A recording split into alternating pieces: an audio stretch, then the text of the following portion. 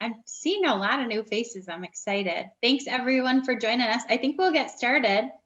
I am Nanette Hersberger. I'm a wife, mother, teacher living here in Plainfield Township. I'm the precinct captain for my District 6 here.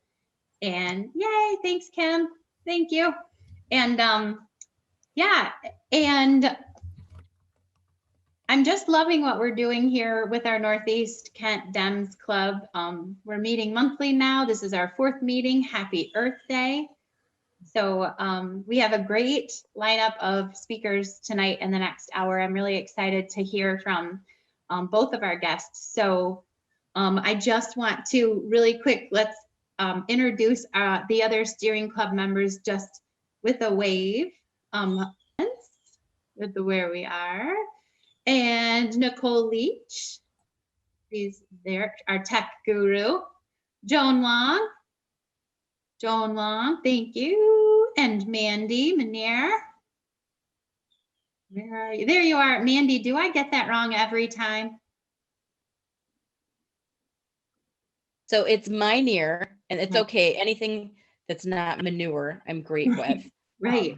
But I'm excited to be on with who I consider my name cousin, Mindy Miner and Mandy Minear, together today. We've been mistaken for the same person, but I aspire to be as cool as Mindy. So anyway, yeah. Awesome. That's awesome. I know I was getting the two of you mixed up for a while. Yep. And Paylon. Hi, Paylon. All right. So I want to also mention our intention of the meeting tonight is to keep our momentum going for the democratic gains of our community since the last election and in continuing elections. We are to inform, engage participants and elect Democrats to continue to get Democrats on the ballot across Northeast Kent County and all of Kent County. We're working on that. So before we get too deep into our topics tonight, I wanted to tell you happy 51st Earth Day in America. It started back in 1970 when a 25-year-old graduate student from Stanford University named Dennis Hayes connected with U.S. Democratic Senator from Wisconsin, Gaylord Nelson, and they were upset about problems that they were seeing across the United States, and they started what became the national holiday of Earth Day, April 22nd. The first was 1970. So, and interestingly enough, Hayes actually still serves on the cabinet there. So, fun fact, if you were interested in how long we've been celebrating Earth Day, I gotta say, I don't really think it gained momentum until recent years. I don't know. Anyone notice anything back in the 70s and 80s about Earth Day? Oh yeah, it was huge. It was huge? Yeah. Okay. Yeah, there were. Go ahead, Deb. Well, I mean, I don't know if you remember, Fred, but there was a famous scene where a bunch of college kids buried a Volkswagen. Oh. And it was like, you know, I mean, all of these outpourings of just demonstrations that were like, yeah, we need to do something with the smog in the air, the rivers that were burning, the famous Cuyahoga River burn. Yeah, I did read about that. Yeah, I remember reading about that, but I was, you know, Deb is a year or two younger than I am, so she was probably involved in it more as a college student. Well, we won't go there. I remember the first Earth Day where I grew up in Albion. The Kalamazoo River runs right through there, and watching refrigerators, tires, just barrels getting pulled out of that river. It was incredible. I remember I was probably like 10 years old, and I was just so excited about it all. It was great. That's awesome. I think maybe I just grew up in a small town maybe sheltered in my small town. Maybe you didn't have a river full of garbage running through your town. You know? Yeah. Have you seen like the cartoon like Spirited Away? It's a Japanese animation, like maybe in the 90s or the 2000s, but it's really good. It's this animation that talks about, there's like all sorts of stuff in it, but one of it is like the river god came into the bathhouse, the river spirit come into the bathhouse and get him cleaned up. And then everybody thought he was the stinky, the spirit of the stinky gods or whatever, something like that. And then he got cleaned up and everything washed away. You know, they pulled out tires and bikes and all kinds of dirty stuff. And then finally he got cleaned up and then he turned into a big dragon and flew away. It was really interesting. It's like all these different spirit comes into the bathhouse to, you know, Japanese bathhouse to get cleaned. And the river god was so dirty. I haven't seen that. I'll have to Yeah, you check should it see out. that. It's one of my favorite animation Okay. movie. Yeah, it's the same guy that did Totoro. Okay. Yeah. So one of the things we like to do, guys, to kick off our meetings is, because we have so many new faces, we just really like to introduce ourselves in the chat. So open up the chat. Feel free to introduce yourself. And Susan said, anyone but me celebrate the first Earth Day. So introduce yourself. See, do you remember the first Earth Day celebration? That's your question. Introduce yourself in the chat and answer that question. Do you remember the first day we celebrated Earth Day?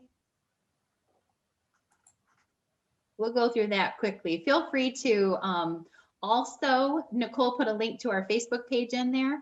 After you sign in, you can go ahead and click on that Facebook page if you haven't already. Like and follow us on Facebook. We also are active on Instagram, Twitter, right? I see us on Twitter.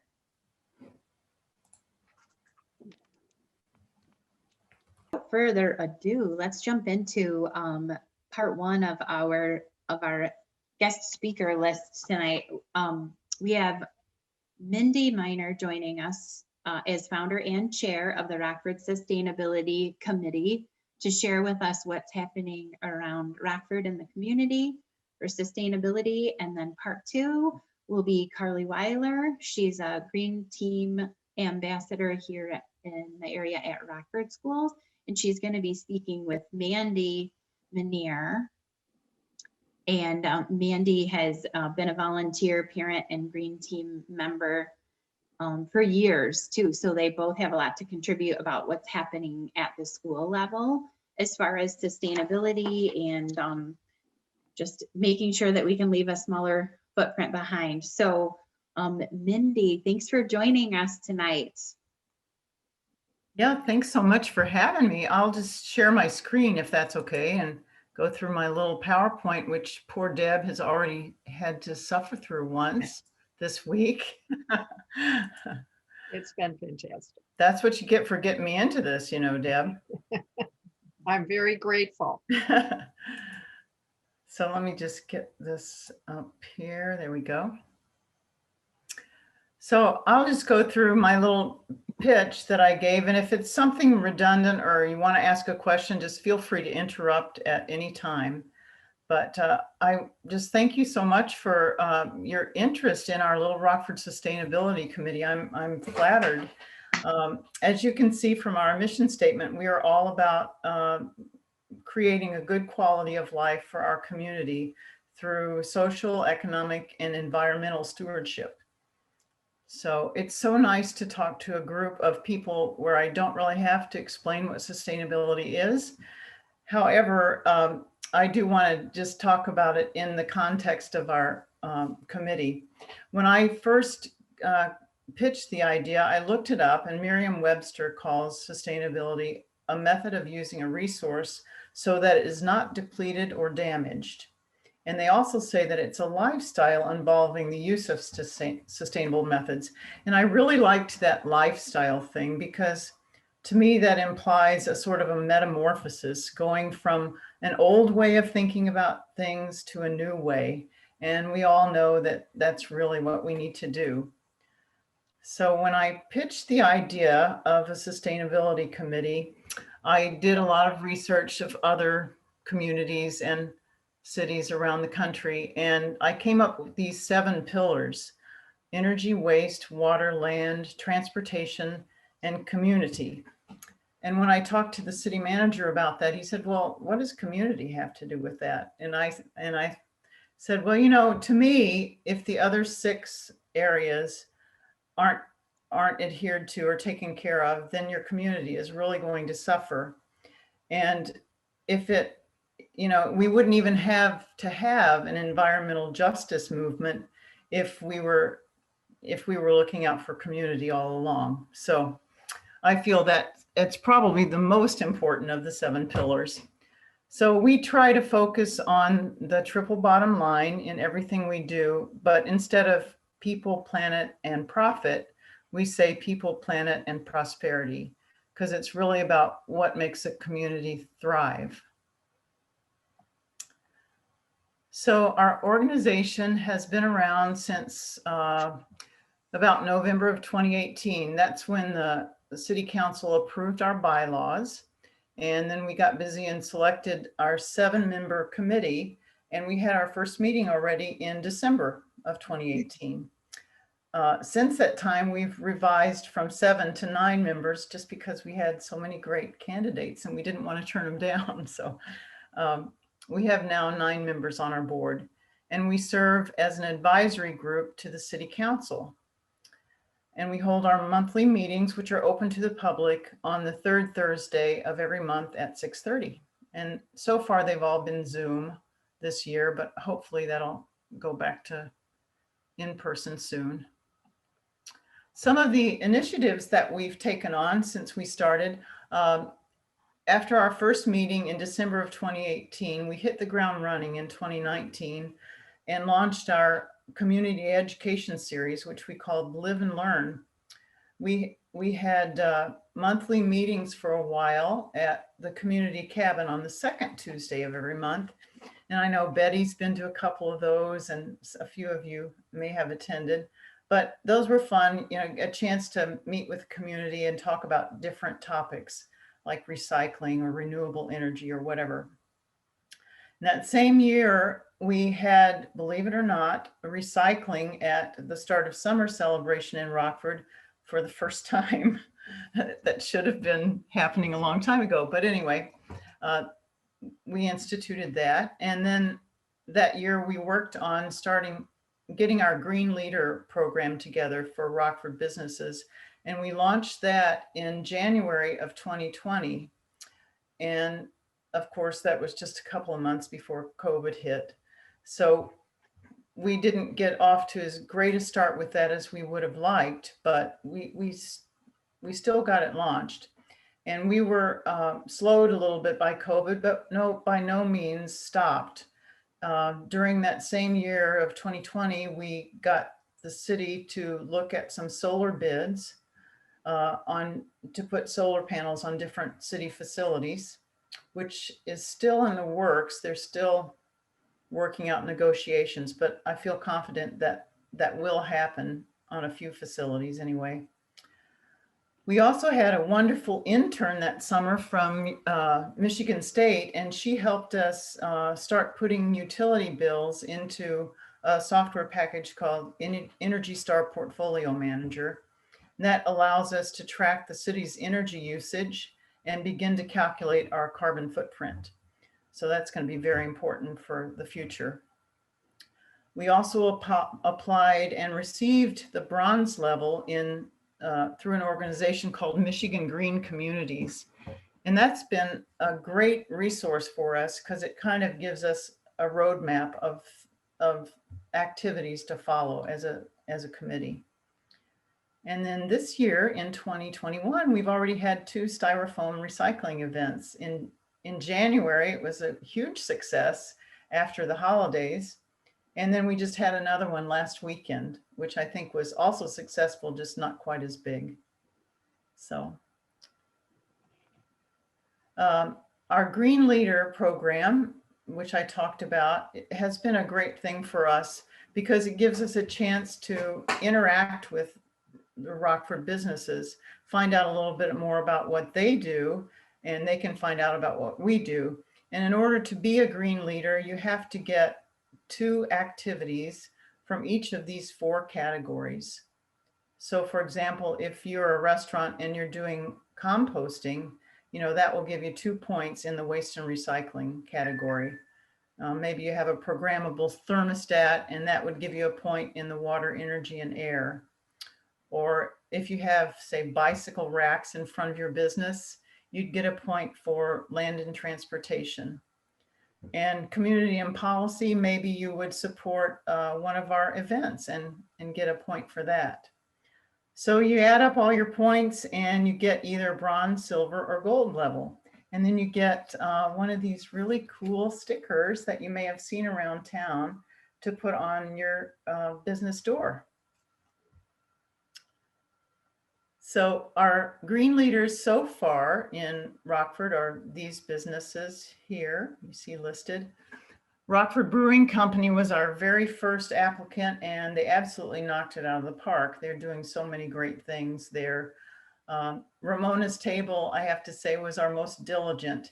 They really wanted to get to be a gold leader and they applied and they didn't have quite enough points. So we gave them a list of things that they could do to get some more points and they did everything on the list. So they've been tending their little native plants in the back around their deck and stuff. It's really great. You go by there and Charlie's out there watering them, so it's cute. So that's been a really great thing for us.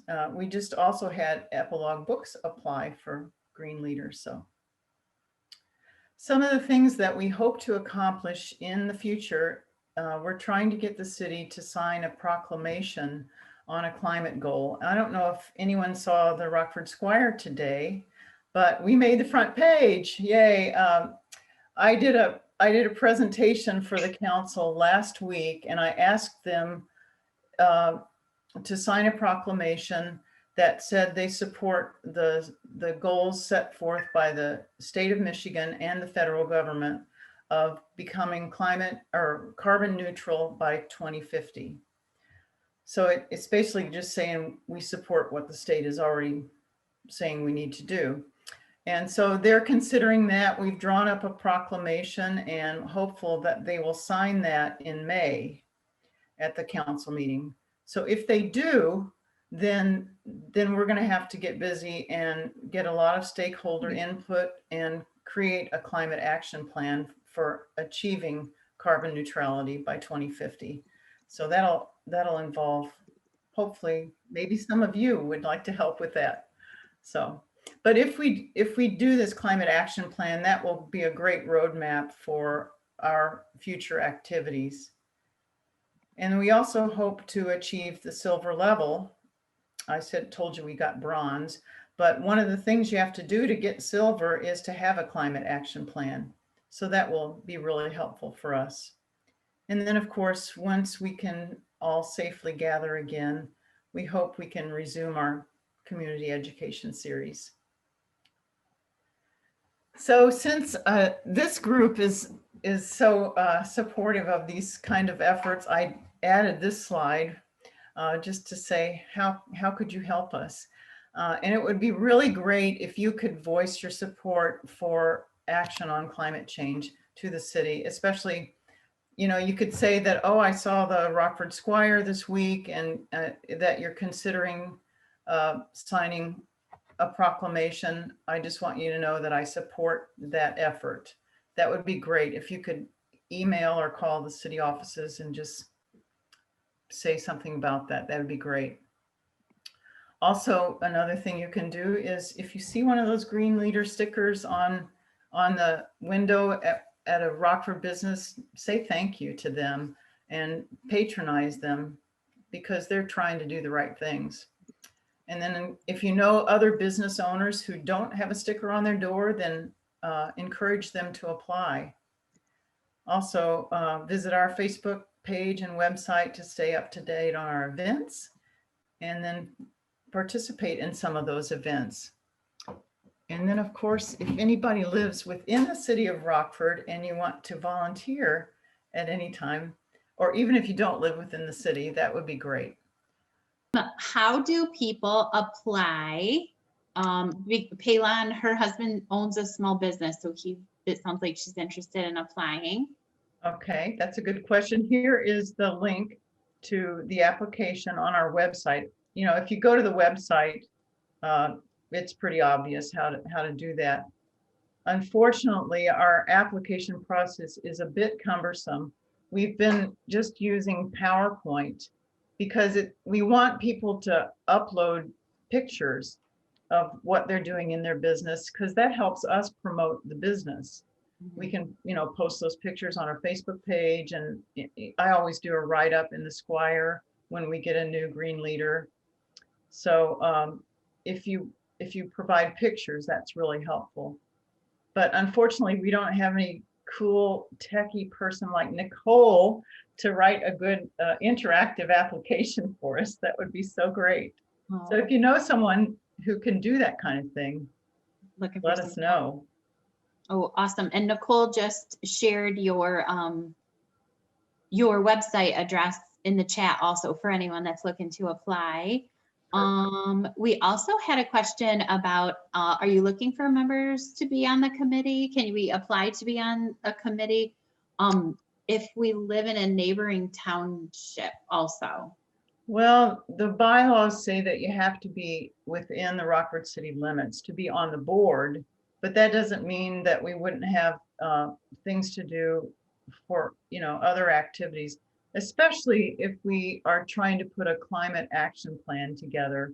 We're going to need people who can help us get community input. If you know any experts in any of the fields like energy, you know, energy conservation, that type of thing.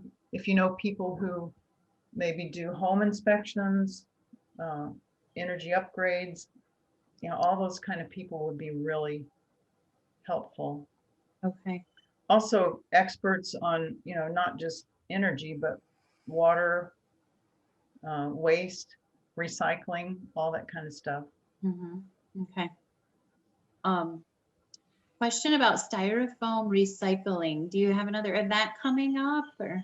Actually, that question was for me. Do you have to live in the city of Rockford to participate in that? Oh, no, no. Oh, not at okay. all. No, in great. fact, we're encouraging people to, you know, come from all over to participate. And one of my friends is trying to do this in East Grand Rapids, and they have a styrofoam recycling event.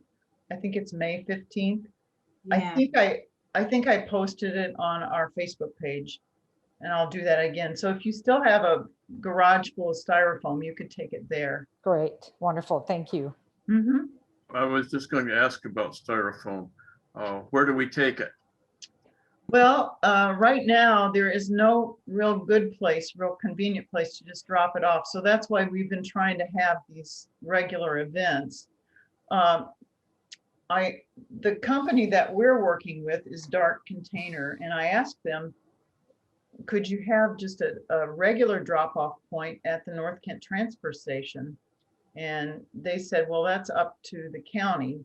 So, you know, if these events become as popular as I think they are, I'm going to try to work with the county to see if we can get a regular drop-off place right here at the transfer station.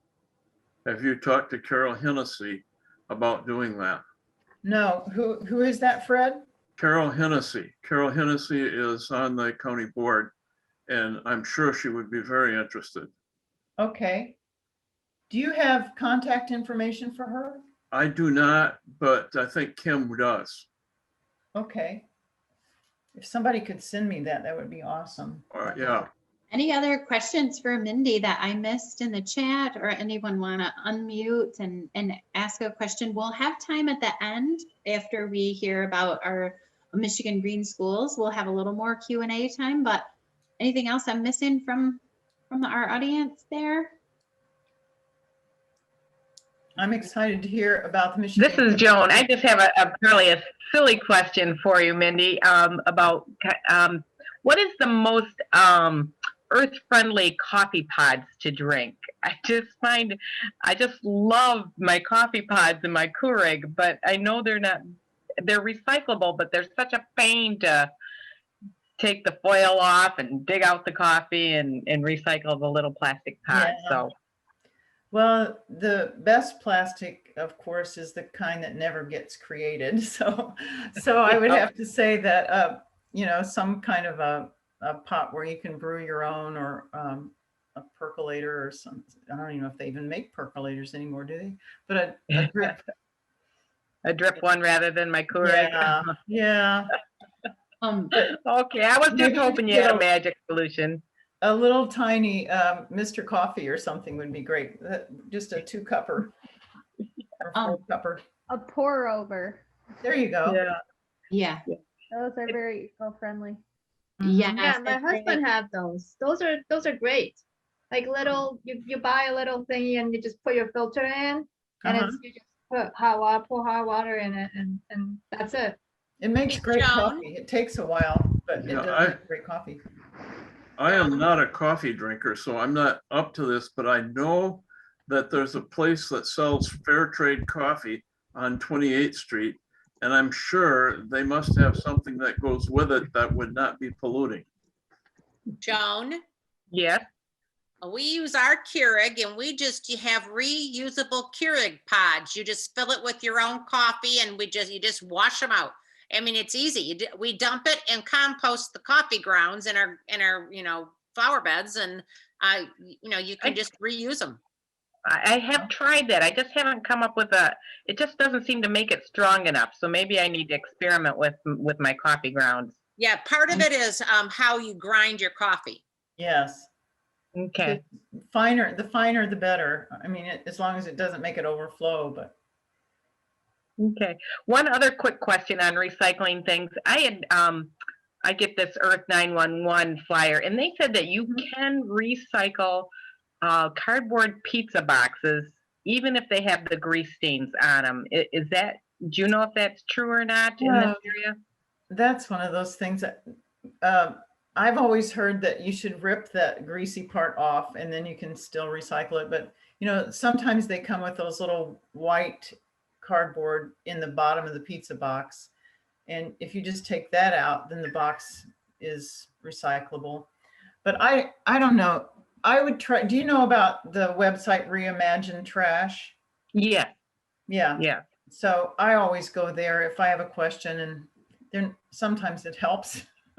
Okay. It doesn't. All right. Thanks. Sure. All right. Thanks, Mindy. Yeah. Thank you for inviting me. Yes, I appreciate it. I'm really anxious to hear the green leaders from the schools, because we need to be partnering with them more than we are. Yeah, definitely. So yeah, I'm excited about Carly and Mandy sharing their experience there. They have a lot of experience there too. So awesome, Carly. I think you are up. We have a presentation we can share too whenever you're ready. Parkside, they have parents that are running the green team. So it's kind of like people that are really passionate about it, and they take the time to implement things. At Crestwood, it's all teachers, and we're very passionate, but as you know, teachers are very busy.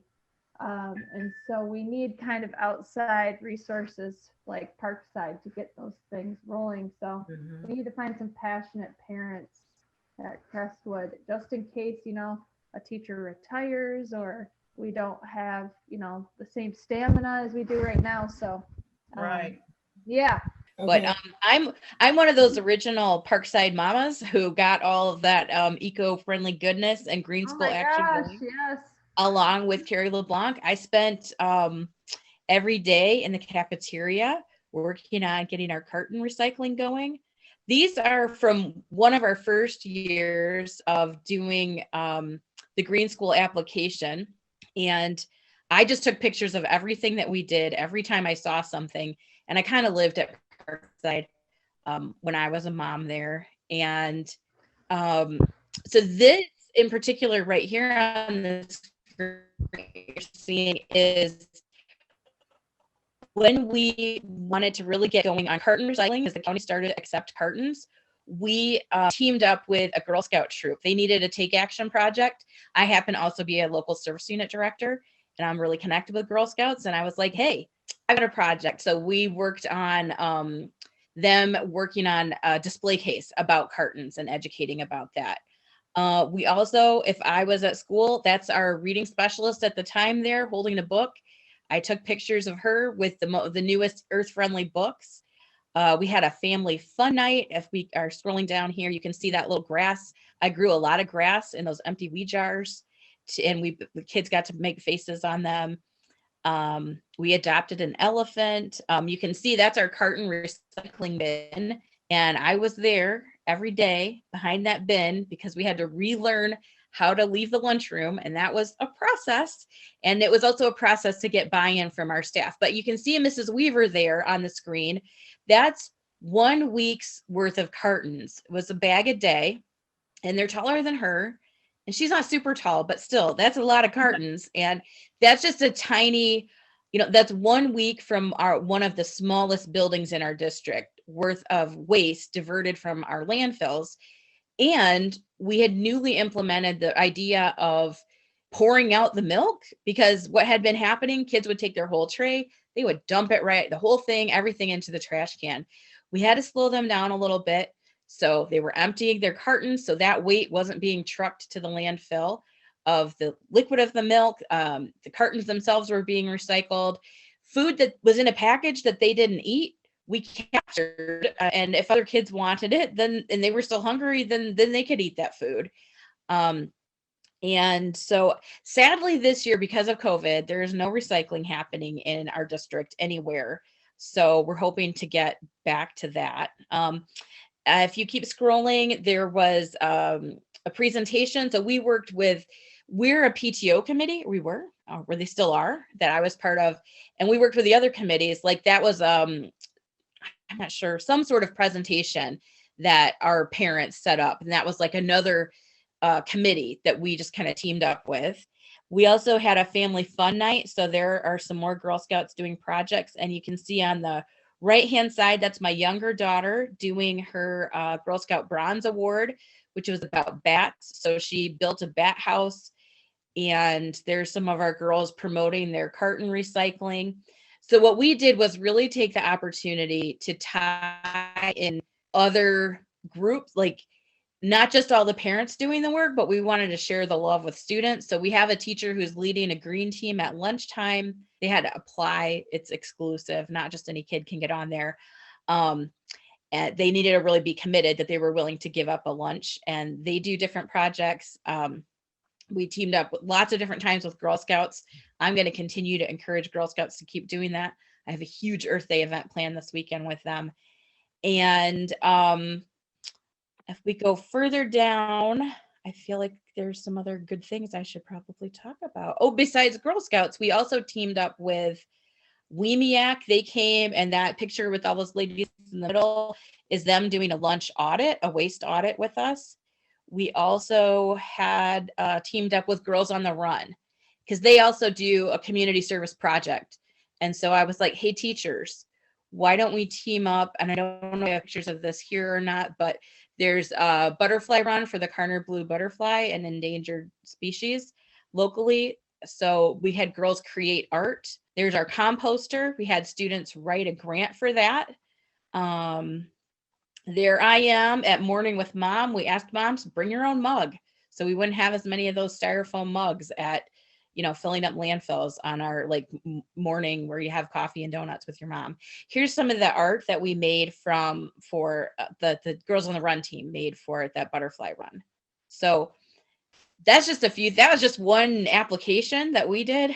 And that was just the pictures that I took. So lots of great things are happening at schools. And in a perfect version of Green School, you do have like a team of parents, students, and staff. And there's some more Girl Scouts teaching Leave No Trace. That's behind our school at the bottom screen. One of our teachers worked with, I want to say Trout Unlimited, I'm not certain, and got a grant. That was just all a bunch of grass. And now it is an amazing rain garden that diverts all of that rain from up into, I want to say Rum Creek, and then heating it up. And that's why Trout Unlimited cares, because if it's not the right temperature in the creek, then It's not the right temperature for fish. So that keeps some of that rainwater from running off and heating up the creek. And that was a huge project that Mrs. Deservowitz's 5th grade class worked on. So it's really limitless possibilities. This is just 1 year's application. So sorry, Carly, I just kind of ran away with all the talking there. No, you just gave. There's 2 other albums, but that one has the most stuff. I'll just stop now for a minute. You just gave me tons of ideas. And like you said, we just need, I think at Crested, we need parents to get involved. We've talked to the PTO, but it needs to be something where we have every, like you said, parents, teachers, and students. I know Nan has a student that really wants to be involved, and so we need to move in that direction. So we are kind of just starting. We started our green team just last year. And so it's kind of new. And we've put a lot into it in just these few years, but we have a lot more to do. So if you want to put our pictures up, we have just pictures as well. Yeah. And I can just show you what we have implemented. Yeah, Nicole, did you see that one come through in an email? That one's from me. Oh, it's from you. Okay, 1 second. Okay. While you're looking for that, I just want to just give the basics. Michigan Green Schools, you can Google that, and I can look it up and put it in the chat in a minute. The application is kind of a rubric where there's different categories and different items, and you as the group at your school get to select what those are. And there's 3 levels: green, emerald, and evergreen. And it just is how many items that you choose to do when you submit it and if they accept it. And then you get like to have a banner, your school gets to put it on their website. So the principals are usually apt to buy in if there are people willing to do the work. Usually they're like, yes, this makes us look good, let's do it. And also, besides that, it's also the right thing to do.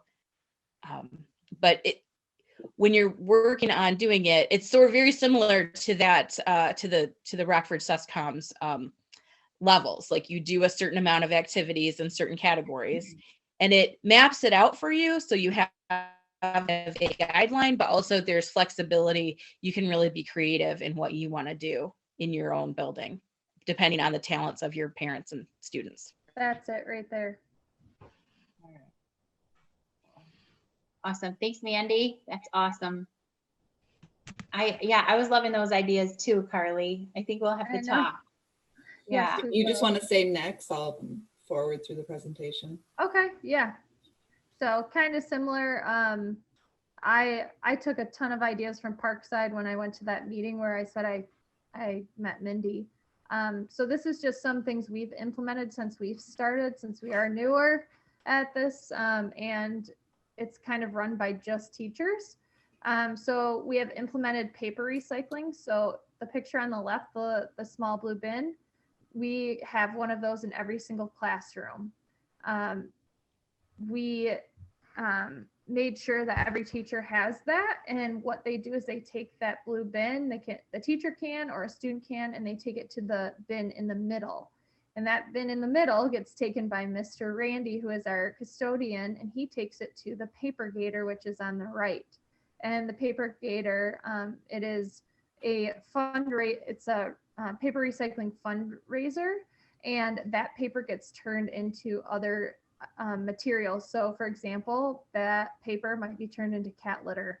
And so there's a company that takes it and reuses those materials, which is awesome. We have also told families that they are welcome to bring anything from their house and dump it in that paper gator, as long as it's accepted by the paper gator. So phone books, old books, any paper you have at home, you can put it in there and they will take it. All right, next. And then we implemented plastic recycling. So the bin on the left, we got for every teacher in the building as well. And on that bin, we have added that we are going to strictly start with recycling any wipe containers and clean water bottles.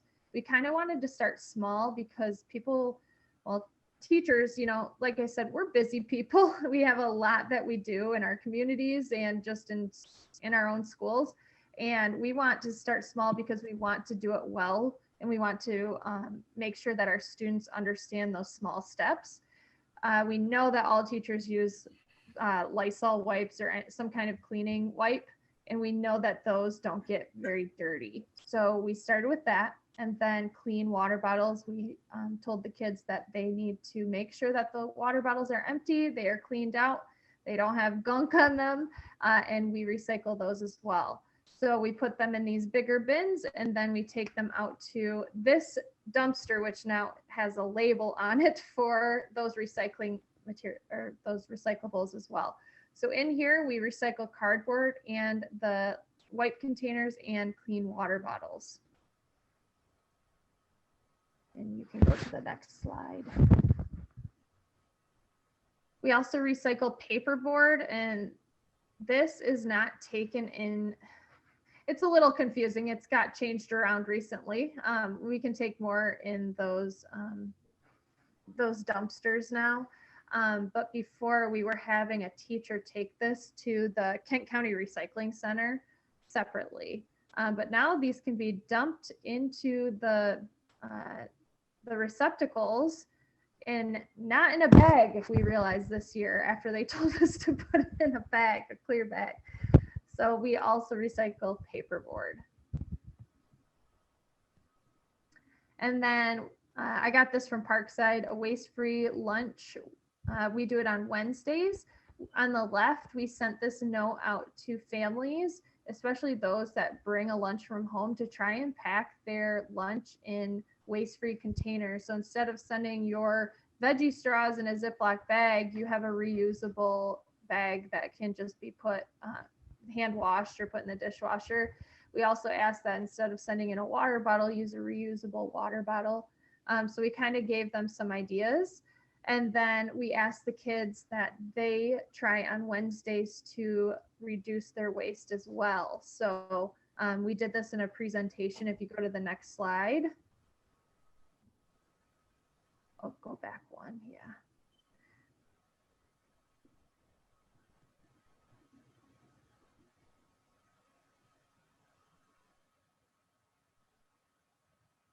Yeah, that one right there.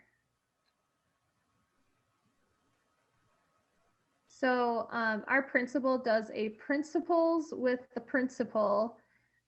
She does this quite often. And so I asked her, for the word initiative, can you do the green team initiative? And so she goes to every single classroom and she teaches the kids about all the ways they can recycle in our building. And she taught them about the waste-free Wednesday as well. I left that slide off because it was in the previous slide.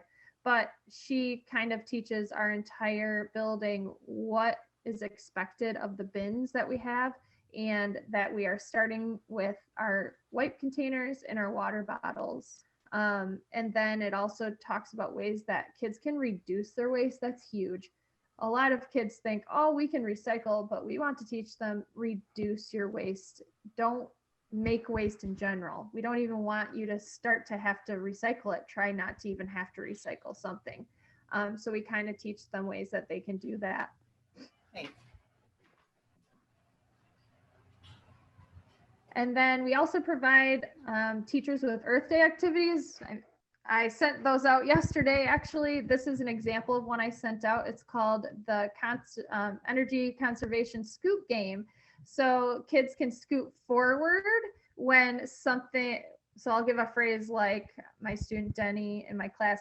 Denny used played in the sprinkler and he turned it off right when he was done. Or let's say Adeline left the refrigerator door open for 2 hours, and they scoot forward if they're conserving energy and they scoot backward if they're wasting energy. It's really fun, especially because I teach DK students. So that means they're all 5, they need to move. And so it's a really good way to solidify, oh, this is a good choice and this is a bad choice. So I sent that out as an example. That's something teachers can do. And then on the next slide, there's another example. So this is the email I literally sent out yesterday of just some things teachers can do. I provided that Scoot game. I gave them some links to ways that teachers can implement just simple ways to help our earth. So a lot of people get overwhelmed by trying to recycle, especially if they've never done it before, or trying to take care of our earth. They're like, oh, this is a lot of work. So we like to start small and just know that all of those steps are going to do something be helpful. So I kind of try to give simple steps, and then we use Seesaw. It's an app. A lot of teachers use that in our district. So I gave a bunch of Seesaw activities that the kids could use. I kind of cut this off, but I also gave a lot of YouTube videos. So like read alouds or just some videos to learn more about Earth Day. And then we have a garden club. Nan, is that your daughter in the middle? Oh yeah. This is an older picture because It we is. didn't have any new ones, but we have a garden club, and they like to plant native plants at our school. And right now tulips are blooming because of them. So we have some students that plant some awesome flowers in our little quiet area at school. And then this year I did a sign up for an environmental speaker. So this was actually Lauren Westerman. She is the person that approved our green school application. She is in this picture teaching kindergartners how to pack a waste-free lunch. She is currently showing them how much waste there is in a landfill and letting the kids know that what they throw in the trash goes there. So we had teachers sign up for that. Because of COVID, a lot of teachers had to do this in a meeting style like we're having right now. My class was actually virtual when we did it. So I was teaching in my house and had her join my class and teach our class. So cool. And then our building has implemented a lot of new things that are eco-friendly. So this is a water fountain that we have in our building, and I love that it shows you how many water bottles you have saved. I took this a couple years ago. It is a huge number now. We also Carly, I like to take one photo at the beginning of the school year and then another one at the end of the school year, or like when I'm submitting that green school application, just that shows in this particular year, this is how many water bottles. Yes, I reused this picture for sure this year. We also have energy efficient lights, blinds, and a new boiler. And then I was told a DDC, which is a direct digital control for temperature of our school. And then this is something that I was really passionate about. I was sick of how we have these little plastic packets of a spork, a straw, and a napkin. And especially this year, because we're eating in our rooms, we would have a lunch where the kids only need the straw or they only need the spork, and they waste just all of these things, and I couldn't take it anymore. And so I have 5-year-olds. I taught them, let's just open our milk and drink out of it. We don't need the straw. And then I said, on days when we don't need the spork, just give me the pack back. Well, I asked my entire building, how can we just say no? So I had a lot of people, actually, our whole building is doing it now. The person who puts our lunches together just said, I'm doing it for everybody. And if somebody complains, then I might change it for them. On days when we don't need that packet, I have highlighted them because a kid can open their milk and not use a straw. So on all of those days, we are omitting this pack, and it has been so relieving for me because I couldn't stand this pack. I've called about it. I've tried to ask if they can get rid of it altogether in our district, and I guess they can't. I don't know how, Mandy, if you've run into that. So this was my way of kind of stopping it. It's a district-wide issue, an area Yeah. for massive improvement. Yes, yes. And so I thought this is one step we can take in our own building to stop this. So on all of those highlighted days, the person who puts our lunches together just doesn't put it in the bag, which is awesome. Awesome. I love that we do that, Carly. I know, I've been like so happy about it because I mean, I teach 5-year-olds. I kind of said, you know, they do it and they're 5. So that means every kid in this building can do it. And yes, I have to help some kids open their milks, but it's really not a big deal. Do you guys bring your own utensils?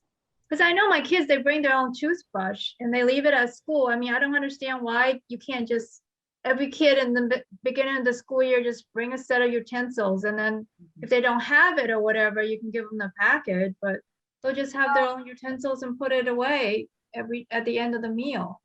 I think that the issue when we are in the lunchroom is we are going to lose 1 million utensils, and those kids, I guess we could label all of them, but getting them clean or keeping them clean, where are they going to be stored? There are definitely much better solutions than all of the plastic, but I think that wrapping our heads around how to keep silverware, I think it's a health department thing, in all honesty. Okay. How to keep, because that's how I grew up. Yeah. We grew up bringing our utensils, and it stays at school, and you wash it, and like first and second years don't, but like third years and up, we wash them. Like we wash our own dishes. I wish that would be wonderful. Today I even talked to my kids about like maybe going to find some at the Goodwill, you know, or some, like, just to be able to wash them in my own sink so that I don't even have to open the plastic. Carly, do you want me to take questions now, or do you want to keep on? I think this was my last slide. Okay. So we can take questions. I think that kind of sums everything up. Okay. Okay. Reuse clothes. Yeah. If you have a question for Carly, Mandy, or Mindy, just go ahead and unmute. And Nanette, I do have a question for Carly and Mandy. I attended a meeting with Mike Cuneo and Larry Waters and some other people. Mandy, I don't know if you were in that meeting or not, but it was before COVID. So we were talking about at the time trying to get recycling instituted at all Rockford public schools, and how it needed to be more of a systemic thing rather than, you know, every time a parent leaves, then the program dies, or, you know, stuff like that. Mm-hmm. So I just wondered where that stands now, if it's been completely stopped or. My hunch is that any progress likely went on hold with COVID, because that seemed to be how it went for a number of other committees and things that I'm involved with. So hopefully when we get through this, it would be something we could revisit, because I completely agree that it needs to be a systemic approach. It just makes sense. And then once we get all those 5-year-old DK kids doing this and it becomes normal to them, it'll be normal as they progress through, if we can just even get it started in all the elementary buildings. Mm-hmm. Yeah. Well, one of the things we had looked into was trying to get composting going with our area restaurants. And I've called several compost haulers, and it seems like everybody who would possibly come to Rockford to haul compost needs to be guaranteed a certain number of customers. So it would be great to have all the schools and area restaurants, you know, getting their compost wastes hauled away in a central location. So that's something we could work together on, that I think would be a great initiative. And it'd be great to have someone do some research on that. Mm-hmm. And it seems to, at the school level, especially with DK through 5 in one building, it just starts with conversations too with the kids. I mean, today we talked about where some of the kids got their reusable baggies and, you know, the little Pringles cups. Do you need those, or can you just buy the big pack and put them in a container? You know, like Exactly. just conversations like that, and like Carly is having and Mandy's having. I grew up so differently. Like we recycle everything. Like Where did you grow everything. up? Hey, Lon, In where did you grow up? Taiwan. Taiwan. Taiwan. And we recycle everything. What is compost? What's paper? What's plastic? You know, what's aluminum? Like, and we flatten all our carton. You know, I still do. I still flatten them, and then, you know, plastic, we have to tie it into a little knot, then throw it into the, you know, the appropriate bin. And in Taiwan, in Taipei City, they collect garbage, but you pay for the amount of garbage that gets taken away. Wow. Recycle is free. There's incentive. You know, in Korea, my daughter-in-law is Korean, and they have the same practice. Yeah. But when you guys were talking about cutlery for kids, they have little cases. Yeah. And so, Little you know, it's cases. just a little zipper case, and it has chopsticks, or it'll have, you know, you could put a spoon and a fork in there if you wanted to. And I don't think that that is completely out of bounds for kids to bring to school. It's their own. It can be in their lunchbox, and it can be washed. Big issues about that is that in Rockford, we continue to have lunch first and then recess. And it's been begged of many administrators many times to switch to recess before lunch. There's massive piles of evidence of how that's better for students, better for test scores, better for everything. And then, you know, because the issue is, what are you going to do with that knife, fork, and spoon when you're on your way out to recess? And so, but all of those are details that people could work out if Yeah, it was a priority very of minor. the district. Yeah, With people on our school Put it board, back in the box. Yeah, it doesn't think- have well, to most be students are washed not right bringing their away. own lunch. Yeah, and They're- I think it's the logistics of it that people kind of freak out about. Like she's saying, logistically, from a teacher's perspective, it is more about where those things will be stored, how they will stay clean. So it has to be, like they have said, a systematic thing, because if I were to try to implement that for an entire building, it would be a lot. So it has to come down from higher levels. I mean, you still could. Yeah, we could. Taken steps to get rid of a lot of that plastic. I hate those packets. They drive me Mhm. so crazy.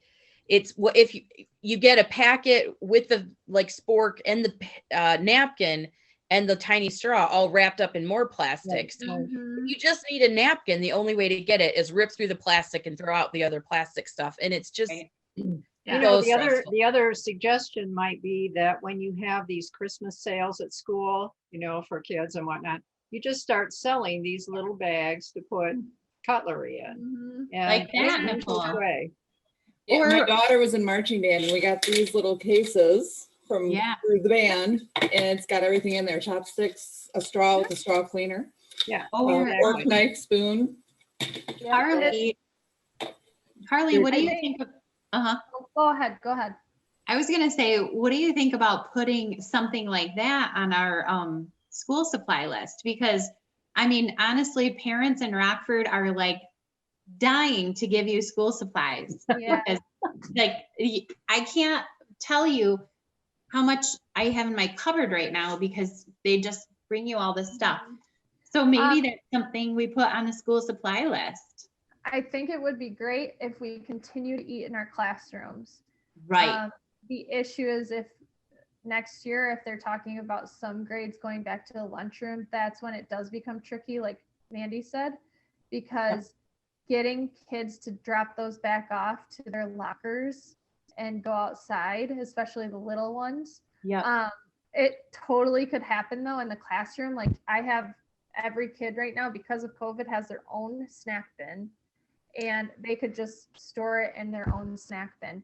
Now, the Yeah. only issue is if a kid eats some yucky, meaty thing, how will they'd have to take it home every day and get it washed. And I just personally know I have quite a few parents that would never wash their kids' things. So I'd be the person washing it. So that's the other issue, is how will we keep them clean and safe from germs?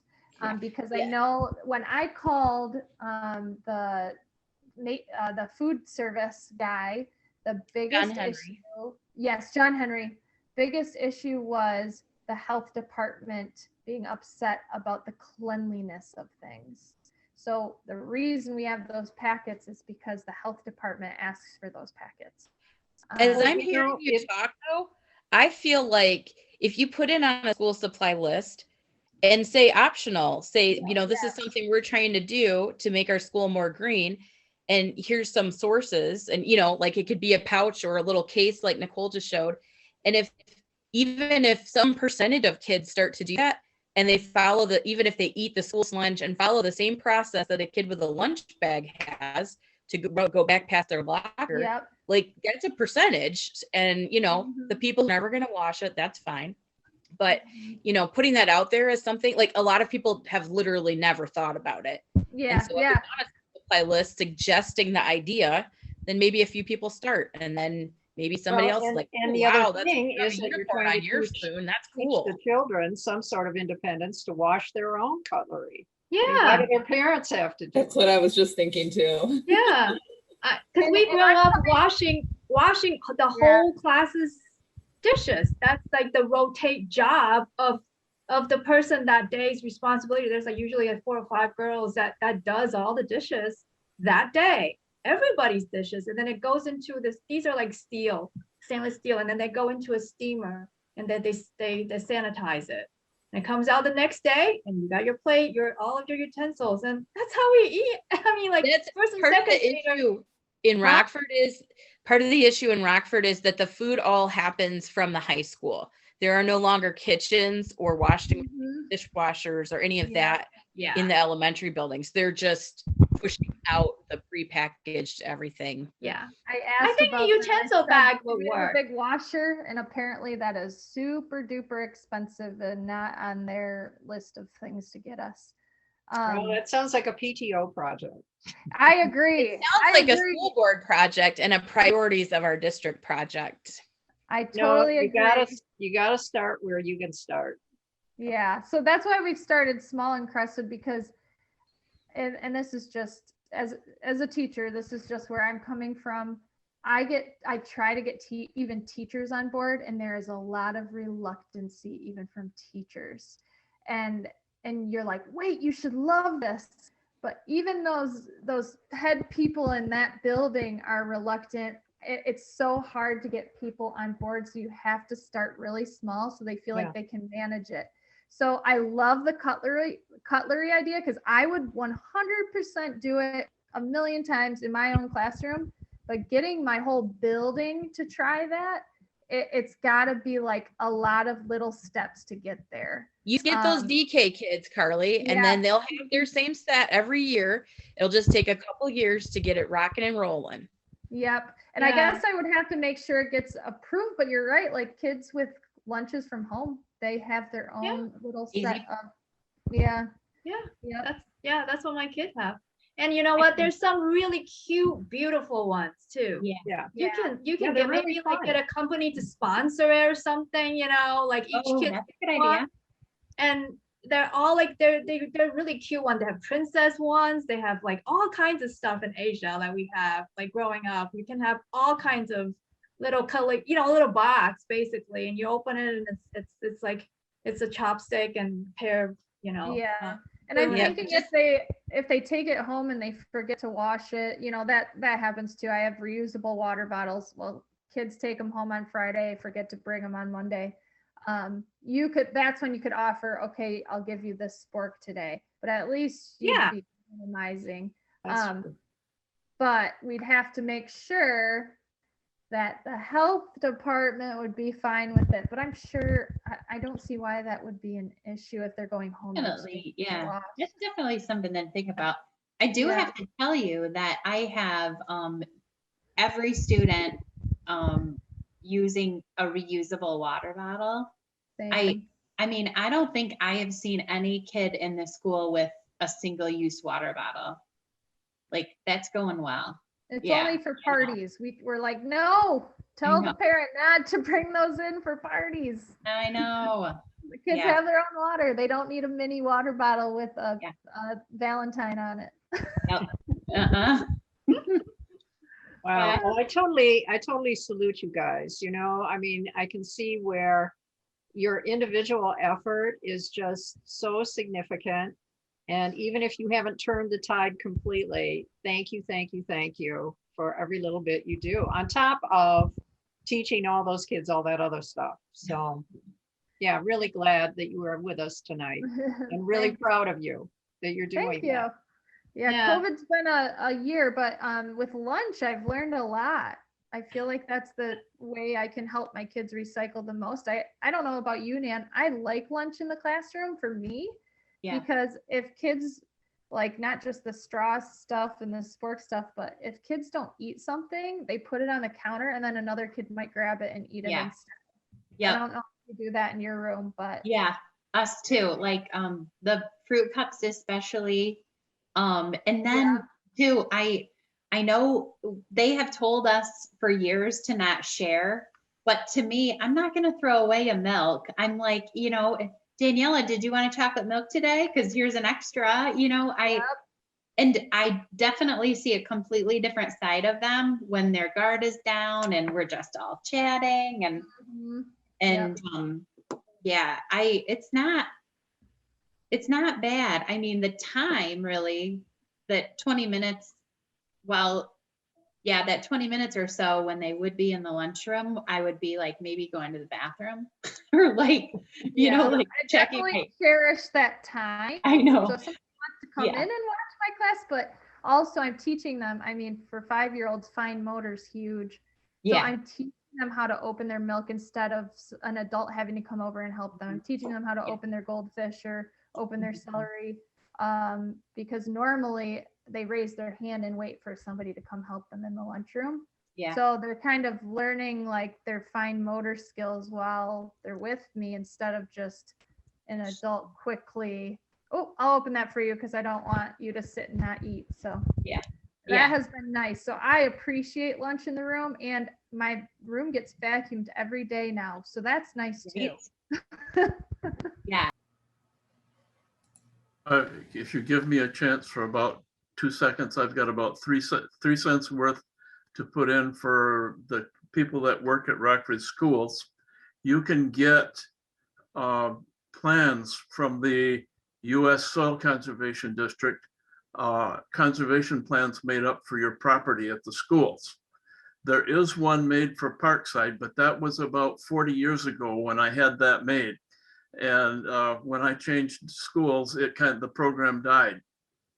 And if you go out past lakes, you can see that hedgerow along the road. That was one of our conservation projects that we did out there. And there are also some others that don't show from the road. Mindy, I really appreciate you joining us tonight. Thank you, Carly, for joining us.